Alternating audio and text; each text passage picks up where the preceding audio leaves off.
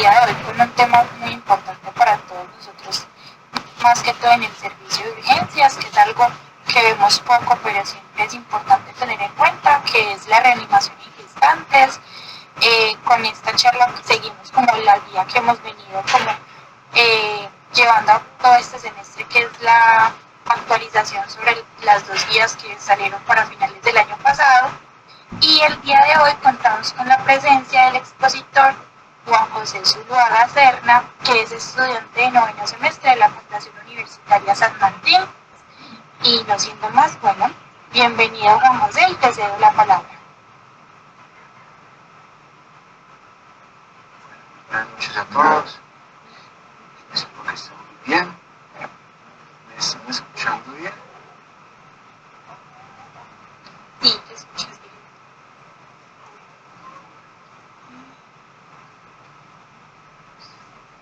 Excelente. Bueno, listo.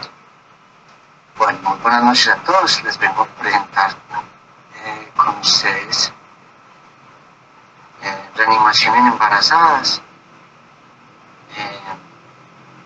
Me presento, soy Juan José Zuluaga de 9º semestre de la Fundación Universitaria San Martín de la sede Sabaneta, y bueno, les voy a presentar este tema. Muy bien, les presento pues como lo que vamos a ver.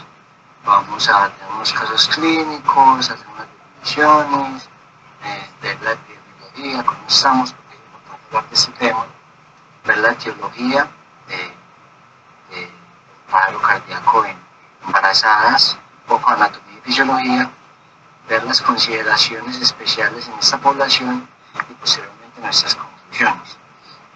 Bien, al momento de yo tomar esta exposición, cuando la doctora Laura me la ofreció, yo mismo me hice la pregunta, pucha, si a mí me llega una embarazada, yo no sé qué hacer, o sea, qué consideraciones especiales tengo que tener. Si yo voy por la calle y veo que una mujer colapsa, que se ve aparentemente embarazada, ¿yo qué hago? Entonces, para situarnos en eso y darnos a la imaginación, el objetivo de esta charla es que cuando terminemos esto, ustedes ya sepan, si ustedes van por la calle o se encuentran en el turno de urgencias, sepan más o menos orientarse y saber cuáles son los pasos a seguir para poder atender de manera adecuada una embarazada en paro. Entonces, imaginémonos, empecemos imaginándonos que estamos en el metro, ¿cierto? Hablando de una situación extrahospitalaria, estamos en el metro, vamos normales en el metro, y pues entonces nos vamos a situar en que estamos en las estaciones posiciones del metro, y ver a una mujer desde su propia altura, se ve que se cayó sin que nadie le hiciera nada, se ve que colapsó. Usted se acerca, ¿cierto? Actúa como primer respondiente y usted ve que la mujer aparentemente está embarazada, se ve que el abdomen está como si fuera de una mujer embarazada totalmente. Entonces, usted en ese momento, ¿qué hace? ¿Sabe cómo actuar? ¿Sabe realmente qué es lo que hay que hacer? Usted simplemente comprueba que efectivamente está en paro y empieza reanimación cardiopulmonar así como un adulto normal. Entonces vamos a ver todo ese escenario.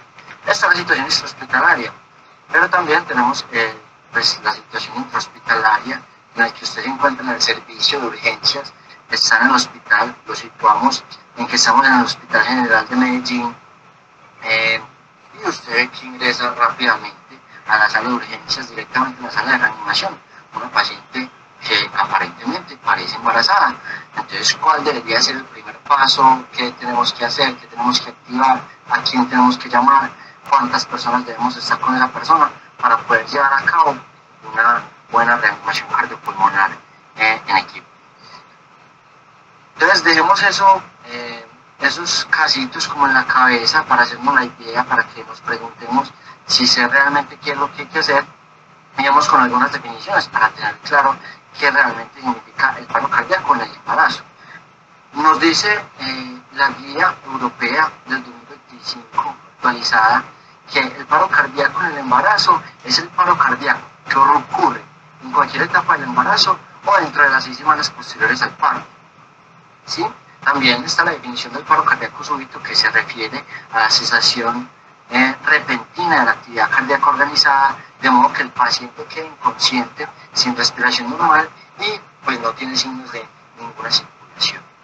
¿Por qué es importante este tema? ¿Por qué lo debemos hablar? Porque tal vez, al menos a mí, que estoy en noveno semestre, nunca me ha tocado ver la reanimación de una embarazada, ni escucharle a algún compañero, pero aún así vemos que hay una alta epidemiología.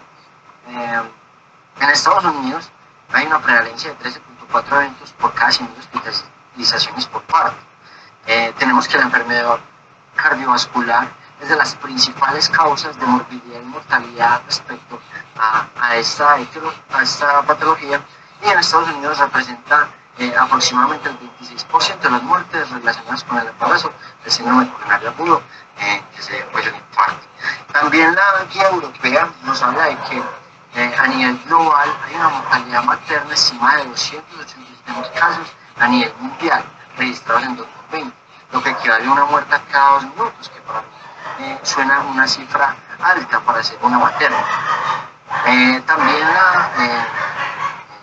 la guía europea nos dice que hay una proporción moderada de episodios que suceden extrahospitalariamente. Por eso también me gusta imaginarme no solamente en el escenario intrahospitalario, en el servicio de urgencias, sino que ver más allá y también situarnos en el escenario extrahospitalario, aunque no nos incumbe, no nos corresponde del todo, porque esta charla va claramente dirigida a estudiantes de medicina, médicos y especialistas, pero también está muy bien abordado. Muy bien, en este estudio que les traigo del 2023 podemos ver, se fue evidenciado que el síndrome coronario agudo es de las principales causas, hablando de factores de riesgo, que se vio en población negra, ¿sí? El síndrome de dificultad respiratoria aguda también estuvo asociado en este, como si fuera algo derivado que nos llevara al paro. Muy bien. Respecto a la etiología, ¿por qué una materna nos llega a entrar en paro? Según esta tablita muy bacana que encontré de la revista colombiana de obstetricia y ginecología, aunque es un poco viejo, de 2014, vemos que hay causas obstétricas y causas no obstétricas. Respecto a las obstétricas, tenemos que la hemorragia, los trastornos hipertensivos, el síndrome de Gel, el embolismo del líquido amniótico y la cardiomiopatía periparto predomina, siendo las que están en asterisco las más prevalentes, ¿sí? Y respecto a las causas no obstétricas, tenemos el embolismo pulmonar, la sepsis severa, la enfermedad cardíaca, la toxicidad por anestésicos locales y el trauma. Vamos a ver que la guía americana nos plantea una mnemotecnia de la A a la H, que nos va a determinar las etiologías por las que una materna nos puede llegar al paro. Nos puede llegar, empezando por la A, por complicaciones de anestesia, la B por sangrado, la C por afecciones cardiovasculares que tenga la materna de base, la D por drogas empleadas, la E por una embolia, la F por fiebre, acá mencionan en la G las causas de las H y las C, que las vamos a ver más adelante según la guía europea, y la hipertensión. Acá les traigo, entonces, que en la guía europea 2025 plantean 4 H's, 4 T's y 4 P. Entonces, en las 4 H's tenemos la hipoxia, la hipovolemia, la hipo o hipercalemia, ¿sí? Otros desórdenes de algún otro electrolito, y la hipo o hipertermia. Respecto a las T's, tenemos que la trombosis de las coronarias, un taponamiento cardíaco, una neumotrasatección o agentes tóxicos por intoxicación de algo, es para tener en cuenta respecto a las T's. Y respecto a lo último que nos queda, que serían las P, entonces ahí entran la preeclampsia y la eclampsia, ¿sí? la sepsis entra, complicaciones de placentarias uterinas durante el parto y la cardiomiopatía periparto. Muy bien. Entonces, hablamos de que todo paciente, por una u otra razón, me puede entrar en paro, ¿sí? Pero también hay algunos factores predictores o factores de riesgo predisponentes que me pueden llevar a decir, esta materna tiene más riesgo de hacerme paro o no. En una materna con un antecedente de arritmias, una difusión ventricular sistémica o pulmonar, e intervalos QRS prolongados, pues vamos a tener más riesgo de que la paciente me vaya a entrar en un paro cardíaco. También están los clásicos, la hipertensión, el tabaquismo, la obesidad, la diabetes, antecedentes familiares de cardiopatía coronaria prematura o infarto de miocardio. Y también mencionan pues, que inicialmente una materna al inicio de su embarazo puede que sea clasificada como una paciente que tiene bajo riesgo cardiovascular, pero cualquier otra complicación que se presenta en el embarazo ya directamente me la clasifica en una paciente de alto riesgo que me puede sufrir un paro. Como están la embolia del líquido amniótico, la miocardiopatía del embarazo, la hemorragia postparto, la preeclampsia grave o complicaciones relacionadas con la anestesia intraparto. Para eso, en Canadá se desarrolló un estudio canadiense que es el CAPREC, ¿sí? Donde por medio de este determinaron algunas, por decirlo así, patologías de base que me hacen determinar que esta paciente tiene más riesgo o no. Tengo acá el enlace para ingresar, vamos a ver si me deja, para mostrárselo rápidamente, que acá lo tenemos a la mano. Cuando ustedes se encuentren con una materna, simplemente buscan el CAPREC calculadora y para más facilidad, y podemos simplemente calcular. Nos preguntan antecedentes de episodios cardíacos o arritmias, la clasificación de la NIJA, que tenga una válvula mecánica, que tenga una disfunción ventricular sistémica con una RV menor de 55, que tenga una enfermedad valvular de alto riesgo, una obstrucción del tracto de salida del ventrículo izquierdo. Creo que eso no se está viendo.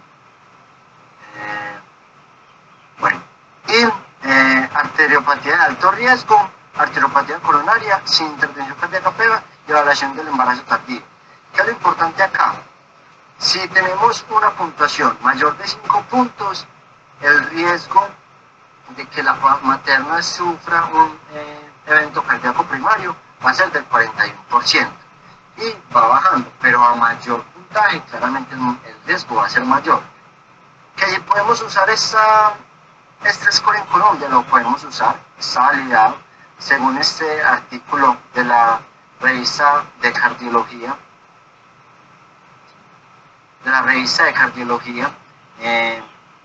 publicado en 2022, donde pues se valida este modelo de la calculadora CAPREC para establecer si una paciente tiene alto o bajo riesgo.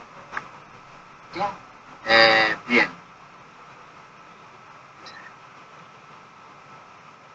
Respecto a este estudio se los traigo porque pues aunque uno puede definir que una paciente tiene alto riesgo cardíaco y un bajo riesgo, igualmente no nos podemos relajar, porque en 462 casos que se presentaron intrahospitalariamente de paro cardíaco, aproximadamente un tercio no presentaba afecciones preexistentes ni trastornos fisiológicos antes del paro. ¿Qué quiere decir esto? Que no tenemos nada asegurado. Cualquier materna nos puede entrar en un paro de un momento a otro. Bien.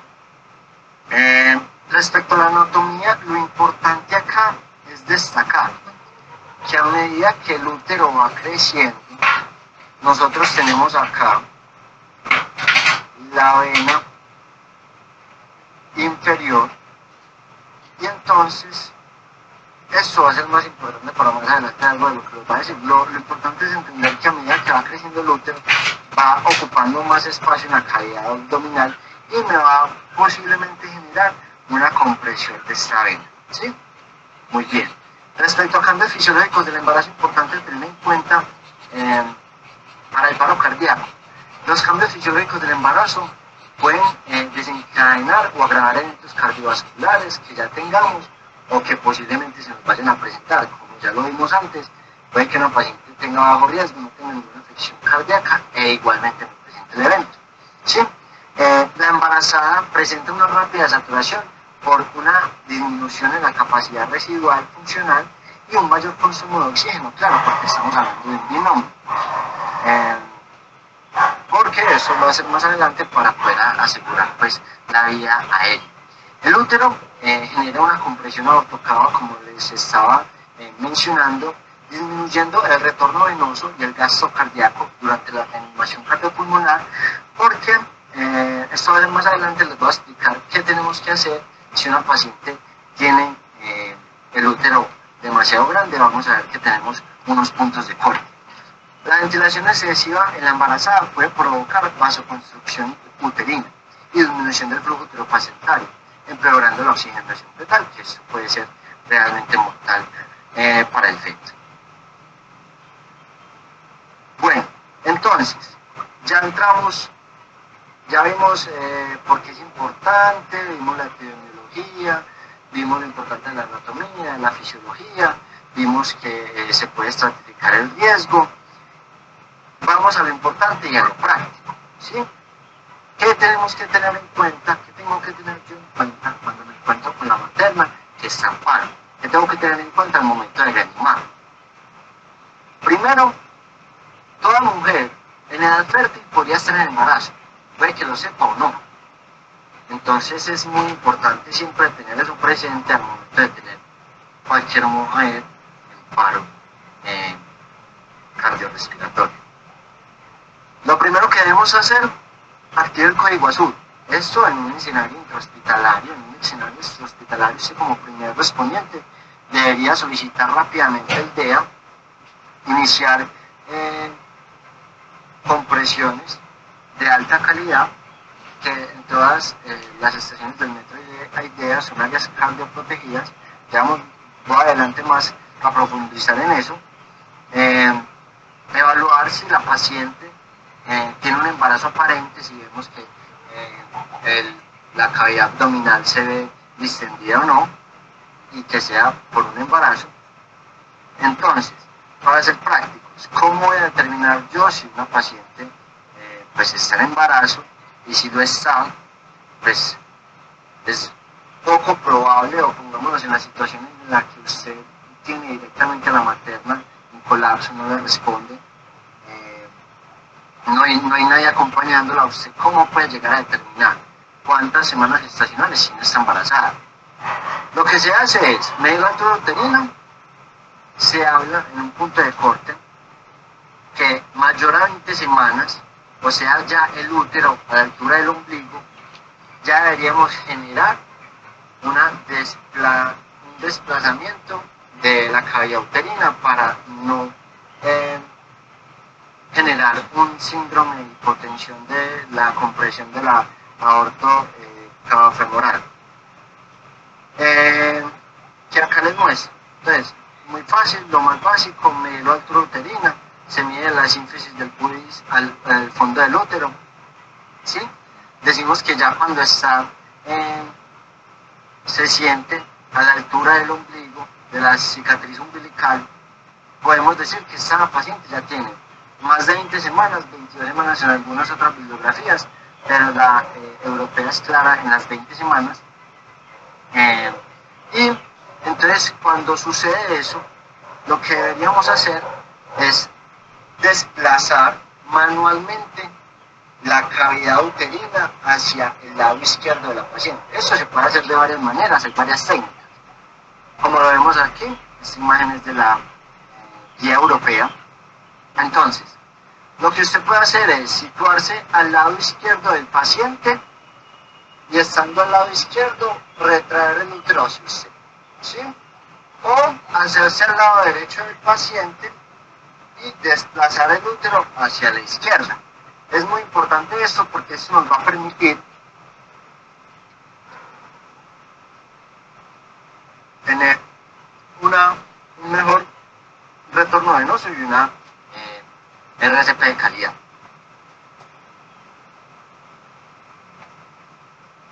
También, compresiones torácicas de alta calidad.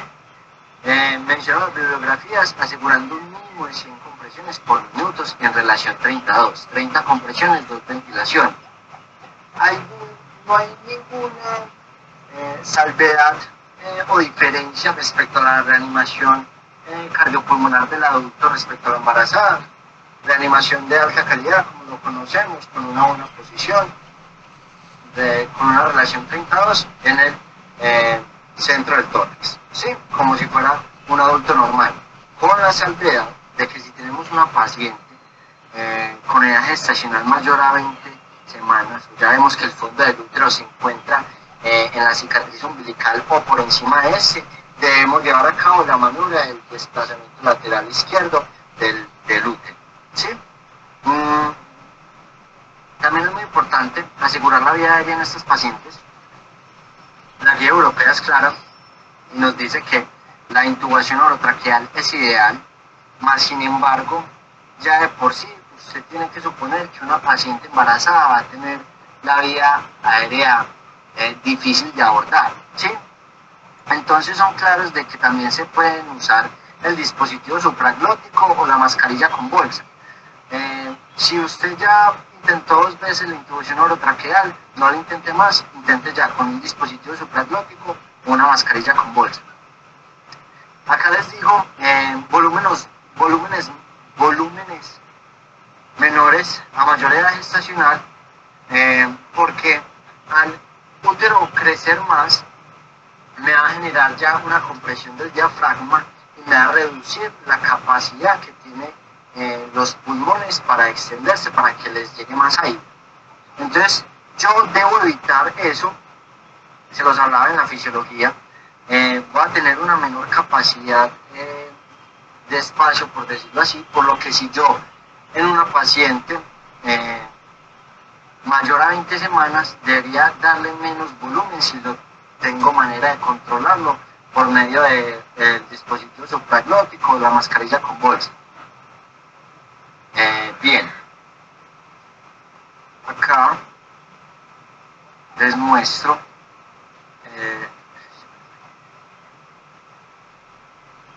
bien, ya tenemos la vía aérea asegurada, ya sabemos las compresiones, ya hablamos también respecto al desplazamiento lateral del útero. ¿Con qué seguimos? Se puede desfibrilar una paciente en embarazo normalmente así como un adulto. Se puede, no hay ninguna diferencia. La salvedad que hacen es que usted pone el parche intraclavicular acá derecho y en el borde lateral izquierdo del tórax inframamario, por debajo de la mama. Al momento de desfibrilar usted tiene que ver claramente que sea un ritmo desfibrilable o no, que eso se lo dice el mismo dispositivo. Tiene que tener cuidado con los dispositivos de seguimiento fetal. Si la paciente también la están monitoreando por medio de una tocometría, por decir algo, usted tiene que quitar todos esos dispositivos antes de accionar la desfibrilación de la paciente y asegurarse claramente que nadie esté tocando a la paciente. Hablan, muy importante, de establecer un acceso venoso por encima del diafragma, ya que por la fisiología respecto al retorno venoso es más óptima si lo ponemos por encima del diafragma.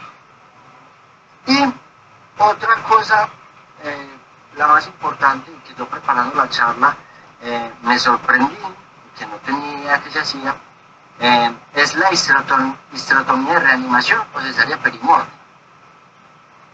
La principal salvedad, aparte de lo del útero respecto a las maternas, sería también eso. Cuando nosotros tenemos a la materna en paro, tenemos que tener en cuenta que ella está cargando también con un feto. Entonces, lo que tenemos que hacer ahí es una histerectomía de reanimación o cesárea perimorte. ¿Cómo es eso? Hablan de que cuando usted ya activa directamente el código azul, usted tiene que tener en su equipo, idealmente, un obstetra o un neonatólogo, o idealmente los dos, porque deben pasar, idealmente las guías hablan de 4 a 5 minutos, donde si usted no le logra restablecer la circulación a su paciente, no responda a sus maniobras de reanimación, usted debe ejecutar una histerectomía de reanimación o cesárea perimorte, que consiste en lo siguiente. Usted debe tener un kit en sus turnos de urgencias, en sus horas de urgencias, debe haber un kit rápido para llevar a cabo una histerectomía que debe ser perfeccionada claramente, idealmente por el obstetra, donde vamos a desembarazar a la paciente. Salvedades que tiene eso. Tiene que ser rápidamente, ¿sí? Es difícil imaginárselo en un escenario extrahospitalario donde usted una paciente le entra en paro y usted tiene que correr literalmente porque el tiempo es oro, ¿sí? A medida que usted se demore más reanimando a esa paciente y se demore más en hacerle la histerectomía si no fue capaz de devolverle la circulación a esta paciente, sería llevar a cabo eso. Haga de cuenta una cesárea de forma rápida, perfeccionada idealmente por el obstetra en presencia de un neonatólogo para recibir ese bebé. Es cuestionable la viabilidad del feto, ¿sí? Porque si usted tiene una paciente de 24 semanas que le entró en paro, que no le responde a sus maniobras de reanimación, usted debería ejecutar esa maniobra, la histerectomía o cesárea perimorte. Dificultoso, usted tiene que estar idealmente en un hospital que tenga servicio de ginecología y obstetricia, porque de otra manera, me lo imagino yo, lo veo muy imposible. Que de hecho por acá tengo los hospitales en Medellín que prestan servicio de ginecobstetricia, que está el Hospital General, que por eso también me situé en ese, la Clínica del Rosario en la sede del Tesoro y el Metrosalud de Belén. Vemos que son realmente muy pocos los servicios que tienen en ese momento activo un servicio de ginecología y obstetricia en la ciudad de Medellín. Entonces, realmente hacia dónde usted va a direccionar a esta paciente o hacia dónde tiene que llegar esta paciente para tener una buena reanimación efectiva. Respecto acá me salté, respecto a la desfibrilación, en este estudio, las pacientes, el 76.4% de las pacientes tuvo un primer ritmo sin pulso documentado no desfibrilable, ¿sí? El resto tuvo un ritmo desfibrilable con un 11.7%. Se logró un retorno de la circulación espontánea en el 73.6% de los pacientes.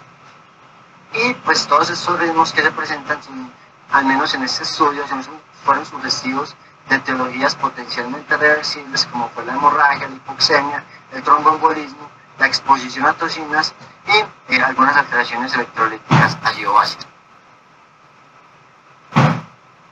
Entonces, ¿qué otras salvedades debo tener en cuenta con la histerectomía o la cesárea perimorte? En este estudio de la revista ginecológica y obstetricia de Chile, publicado en 2021, de 38 cesáreas perimortem, 12 de 20 madres lograron el retorno de circulación tras la cesárea. Claro, eso es otra cosa que se me olvidó decirle, porque es importante realmente llevar a cabo la cesárea perimortem. No por pensar claramente, pensar en el feto, que puede llegar a una hipoxia y llegar a la muerte, sino que al momento de usted llevar a cabo la cesárea, libera un volumen que permite la reperfusión y la vuelta de la circulación a la materna. Entonces es por eso que debemos llevar a cabo la cesárea perimorte. Como ya dije, los desenlaces dependen del tiempo. ¿Qué dicen las guías? Idealmente, cuando usted ya lleva reanimando 4 a 5 minutos, usted ya debería estar pensando en, tengo que hacer la cesárea. O antes de eso ya debería estar al minuto 5 empezando a hacer la incisión de la cesárea. Si han visto tasas de supervivencia, dicen pues que aún así usted ya, por ejemplo, la paciente le llegó a los 20 minutos de entrar en paro, idealmente, pero supongo yo en mi imaginación y trayéndonos a la realidad de que, o sea, debemos esperar unos tiempos mucho más prolongados, sí, porque la respuesta no es tan inmediata, pues todo esto va a tener consecuencias, neurológicas en el feto y también va a afectar la tasa de supervivencia. Bien, acá entonces ya les traigo el resumen de todo lo que he dicho. El algoritmo, esta imagen es acá de UpToDate, donde entonces nos remarcan en una alta calidad de reanimación, la desfibrilación cuando está indicada, otras intervenciones como la epinefrina que se usa de manera totalmente normal como lo usaríamos en un adulto, y consideramos pues cuál es la etiología del paro cardíaco. Recordar asegurar la vía aérea, administrar 100% de oxígeno,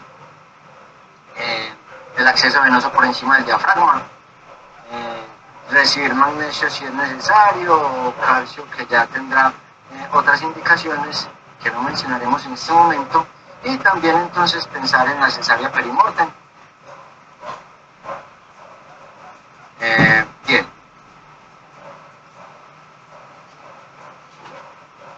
Entonces les traigo cómo nos situamos, en que estamos en la situación intrahospitalaria. En el Hospital General de Medellín me conseguí cuál es el protocolo de allá, del servicio de urgencias del Hospital General de Medellín. Tienen un folletico, ¿sí?, donde nos mencionan las causas de colapso materno. Vamos a recordar lo que ya habíamos dicho de la nemotecnia de la ALH, que nos la presenta la guía americana. Por accidentes o complicaciones anestésicas, también acá incluyen en esta guía asma, por hemorragias, por afecciones cardiovasculares, por drogas o fármacos, por patologías embólicas como la embolia del líquido amniótico, una embolia pulmonar, por fiebre que pueda ser desatada por la sepsis o el choque séptico, por las generales que ya vimos, las 4H y las 4Ts, y por la hipertensión, por trastornos hipertensivos asociados al embarazo. ¿Qué procede cuando una paciente entra en código azul en el Hospital General de Medellín?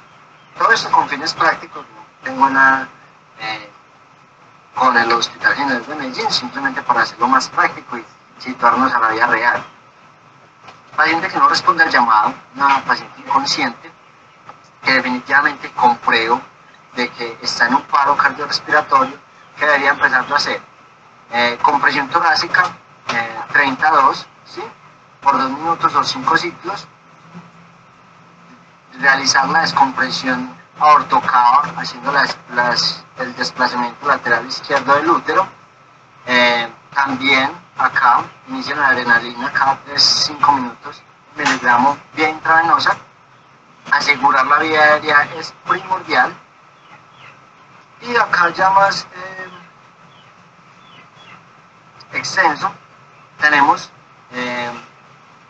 lo que tienen allá estandarizado: el manejo de la vía aérea, la intubación orotraqueal, el dispositivo supraglótico, si vamos a ventilar entonces con AMBU, si tenemos una intoxicación por cloruro de calcio, por magnesio, cuál sería nuestro paso a seguir. Si al minuto 4 tienen acá, si no hay respuesta, entonces ya deberíamos prepararnos para llevar a cabo la histerectomía emergente.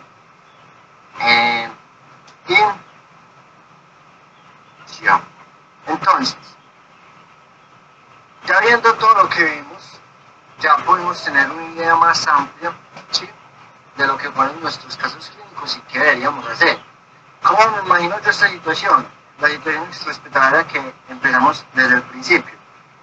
Me encuentro en la estación de exposiciones, actúo como primer respondiente, pido el DEA, situémonos en que tenemos una paciente aproximadamente 28 semanas porque le medimos la altura uterina rápidamente. ¿Qué deberíamos hacer? Entonces, pues, utilizamos el DEA, actuamos lo más rápido posible llamándole 123. Hay que correrle mucho a esta población. Y si nos encontramos en las estaciones de exposiciones, pues lo más cercano que tendríamos sería el Hospital General de Medellín. Y eso es como lo que yo me imagino, la resolución de manera extrahospitalaria, ingresarla rápidamente a un servicio de urgencias que tenga servicio de ginecología de obstetricia, porque pues directamente ya entra perdiendo la paciente que sufre un paro extrahospitalariamente, porque si intrahospitalariamente nos piden que si a los 4 minutos ya tengo que tener preparado todo para una histerectomía, pues imagínense lo que se va a demorar una paciente que entró en paro extrahospitalariamente y se encuentra a media hora del hospital más cercano o mucho más. Y respecto a nuestra situación intrahospitalaria, entonces ya sabemos, ya vimos también el propio seguimiento que tienen o el paso a seguir que tiene el Hospital General de Medellín como forma de ejemplo. Tenemos que activar el código azul, tenemos que empezar la reanimación cardiopulmonar con compresiones torácicas de buena calidad, hacer el desplazamiento del útero lateral izquierdo si corresponde según las semanas de la paciente, también asegurar la vía aérea,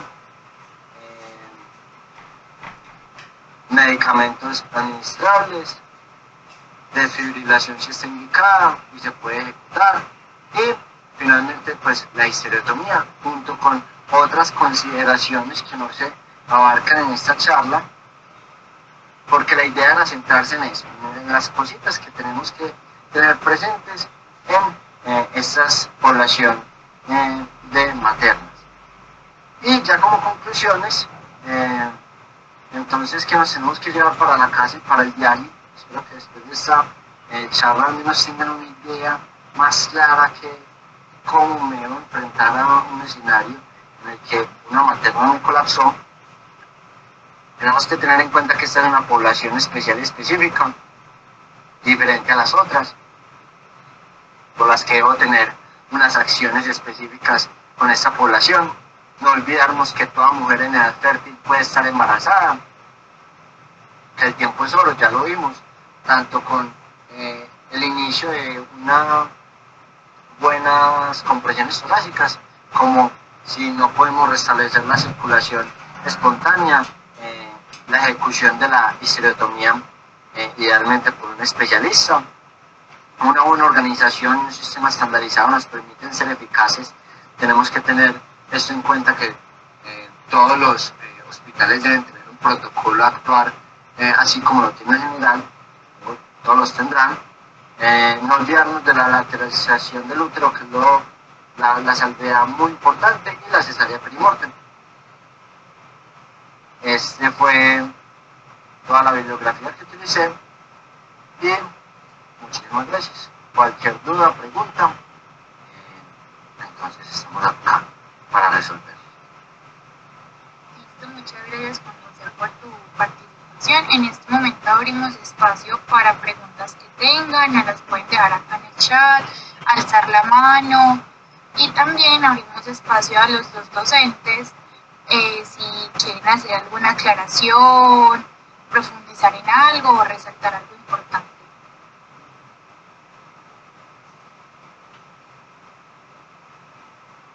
Sí, doctor Santiago. Bueno, primero darles pues saludar a todos los que están por acá en el chat. Muchas gracias pues, por participar el día de hoy, darle las felicitaciones a Juan José una charla muy bien enfocada con lo que es, ¿cierto? Es un tema, pues, como lo dijo el profe Manuel hace 15 días, pues que no somos los más expertos en este desenlace, pero que nos toca pues como actuar.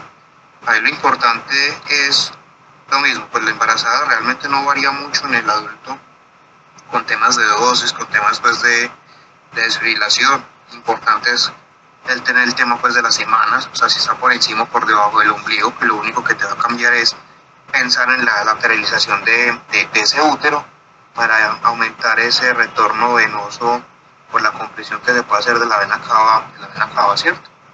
Entonces es como de la vena, pues de la puerta y toda esa parte inferior. Algo importante que Juan José no lo dijo, es con las maternas siempre pensar en canalizar ese miembro superior, por lo mismo, ¿cierto? Si tenemos una materna